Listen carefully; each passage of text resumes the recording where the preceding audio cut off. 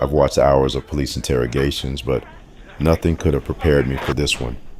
Some things, once you see them, they're etched in your mind forever. This case is one of them. Okay. I go up behind her. Go ahead, show me. Grab him like this. Right. I take him like this. Right. And you let her have it. Yes. Then what do you do? Hold him like this. Okay. And he's spurting. Right. Spurting. Okay, good. Okay. And he's starting to sink down. Okay, then what? You let him have it like that? One more time. It was a trip with family, a day filled with the laughter of kids, the crashing of waves, and within a blink of an eye, it turned into a nightmare. This is the story of Matthew Cecchi, a precious life taken just like that, and in the most vicious way imaginable. The day was November 14th, 1998. Matthew Cecchi, just 9 years old, was with his family at Oceanside Beach in California. It was meant to be a day of family fun. Just one of those typical beach outings you think nothing of. Matthew, like any other kid, was having the time of his life, playing by the water and building sandcastles. After a while, Matt needed to use the bathroom. Even though his mom was present, his aunt volunteered to take him to the restroom.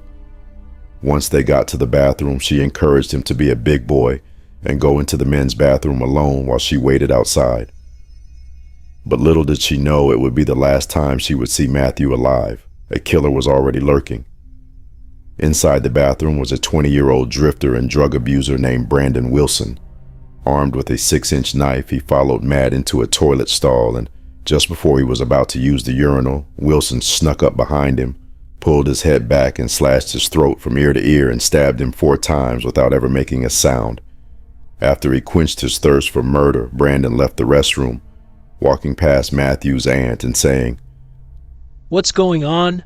This alarmed her, and she called out to her nephew. But after getting no answer, she entered the bathroom and let out a gut-wrenching scream when she found her nephew lying lifeless in a pool of his own blood. Her call startled Brandon, who would later say that he contemplated killing her as well. Instead, he made a break for it on foot. Nearby family members heard the screams and called 911, but it was too late. Brandon was gone. Here's the 911 call made by Matthew's uncle, Mark Gerhardt, moments after the attack. Someone stabbed my little nephew. If he is still breathing, do not give him CPR. Do you understand me? Leave him alone. Leave him alone. The guy's okay. He's slitting. Someone slit his throat. While the uncle was on the phone with 911, Matthew's mother enters the bathroom. Listen as she recounts the events of that nightmarish day. Into the bathroom. Matt was on the floor, lying down on his back on the floor. And he had a gray jacket up to his neck, and there was blood all over the walls. What did you do? I kneeled down next to him and I put my hands on his hair and I said, "Matt, it's Mom. I'm here. Hang in there, baby. I love you." 2 days after the murder of Matthew, Brandon was arrested in Hollywood for stabbing a woman in broad daylight. Fortunately, though, passerbyers who witnessed the attack was able to hold him down until police came. The victim in this incident survived the attack. While being interrogated in relation to the attack in Hollywood, Brandon brought the room to a standstill when he confessed to killing a boy in a restroom in Oceanside. He bragged about how much he enjoyed taking the child's life. The way Brandon told it, he had been in the area on that Saturday afternoon looking for someone to kill. When he heard Matthew ask to use the restroom, he knew he had found his target. Claiming to have been chosen by God to destroy the human race, he wanted his first victim to be the soul of innocence. I stabbed him one last time. Here. In the back. And somebody stand up. Go ahead. Please. I stand up. Well, he's there, and I'm like, I mean, when I've been thinking about this, I was thinking that I wanted to take something from him, that I wanted to drink his blood or something, but I don't really think about doing it with this one. So you wanted something from him, okay? So how many times did you stab him where did you stab him? In the back. Yeah, where? Just once. Okay, where though? Right, like right here. Okay. Okay, it's just... Can you see where? Okay, and around there? Yeah. Okay. And Show me where at about the area. Like right in there. Okay, right in there. So you're doing it a lot of times there. You're doing it multiple times I there. did it once. Okay. Okay, go ahead. And, you know, I mean, it didn't... Okay, He's let's... already dead, you know? I mean, I just did it, just to do it. Okay, so you did it after you knew he was already dead. Okay, so let's say I'm the kid. Okay, let's act this out. Okay, are you with me on that? Okay. Let's say I'm here, and Tom, why don't you move over there for a second? Okay, Brandon, come on over here and show me. Okay, now, be gentle with me now, okay? Okay, I'm the kid. What am I doing? You're pissing. Okay, I'm taking a leak? Yeah. Okay, and what do you do now? Show me. Okay, I walk around you this way and you look at me. Okay, I look over like this? And you say no, but I kind of smile and I nod. Okay. I smile and I nod. You know me. Okay. I'm going to kill you. Does he look back? Yeah, then he looks back. Okay, then what happens? I stop. I take out my knife. Okay. I notice you pulled out your knife like that. Is that where you had it? I have it right here. Okay, that's cool. Then what happens? So I get it like this. Right? I got it all figured out. I got it put in the sheath the right way so the sharp end is here. Right? Okay. Go ahead. Okay. I go up behind him. Go ahead, show me. I grab him like this. Right? I take him like this. Right? And you let it have it. Yes. Then what do you I do? hold him like this. Okay. And he's spurting. Right. Spurting. Okay, good. Okay. And he's starting to sink down. Okay, then what happens? You let him have it like that? One more time. Then what He happens? goes down. He goes all the way down. All the way down? He's down on the ground. Then what happens? I'm leaning over him. Right? And I take the knife. Right? Stab him like this. Right? One last time. Right? I pull it out. And then what happens then? He's dead. I stand up. Still backing away. And he hears Mother's voice. You hear his mother's voice? Mother's voice. Okay, why don't you sit down? Okay? Okay, then what happens? His mother's calling him. What is she saying, do you know? She's saying, Danny, are you in there? What are you doing in there, Danny?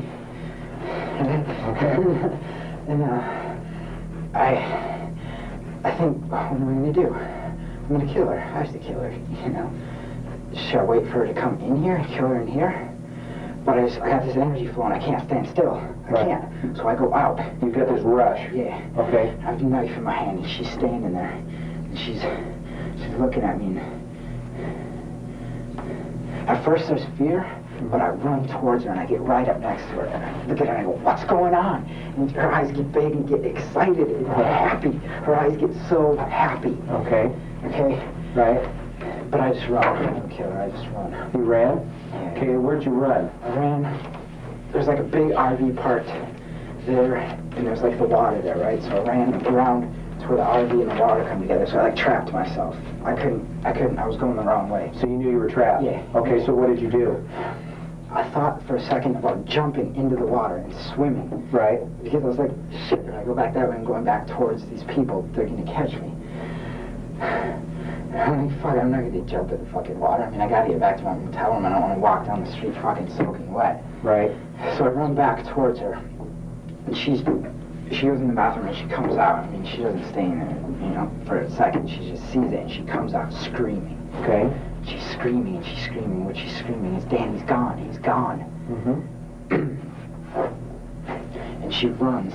She sees me and she's like, ah, ah. And she's running and I run parallel with her, you know, like along the road. And she's like a little bit ahead of me and I'm running parallel with her and she's screaming. Despite having willingly admitted to killing Matthew, when his trial date rolled around, Brandon pleaded not guilty by reason of insanity. After learning that he had been fantasizing about killing someone since childhood, the jury rejected his claims that he didn't know what he was doing. It hadn't helped his case that he told detectives he was aware that what he was about to do was wrong, but chose to go through with the murder anyway. When recalling his despicable actions in the restroom on that fateful day, he had laughed openly at the memory.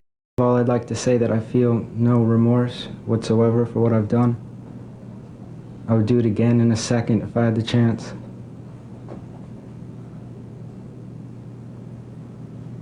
I've explained to you my position here. My whole purpose in life is to help destroy your society. You people are here as representatives of that society, and as such, you should do everything in your power to rid the world of me. Thank you. Execute me. Brandon was subsequently found guilty of first-degree murder and sentenced to death at his own request. Abandoning his pleas of insanity, he boasted that he enjoyed killing and would do it again in a second if given the opportunity. On November 17, 2011, Brandon Wilson speed up his death sentence by hanging himself in his cell in San Quentin. Few mourned the man who had taken so much from so many without ever displaying a hint of remorse. On November 18, 1998, Matthew Cecchi was laid to rest. More than 600 mourners were in attendance. Matthew Cecchi was described by family and friends as a happy, friendly boy who enjoyed life and was close to his family. Matthew had a deep love for the outdoors and animals, and he showed a lot of kindness to those around him. He was also intelligent and creative, with a talent for music that his family encouraged. His uncle, who had taken him to the beach the day he was killed, noted that Matthew was an innocent, caring child who loved spending time with his family and exploring the world around him. I can only imagine the guilt the mom and aunt must be dealing with. The mom for not taking her son to the bathroom herself, and the aunt for not protecting her nephew. In situations like this, it's important to keep a presence of mind and understand the dangers of this situation and be overly protective. Thanks for watching. Until next time, peace and blessings.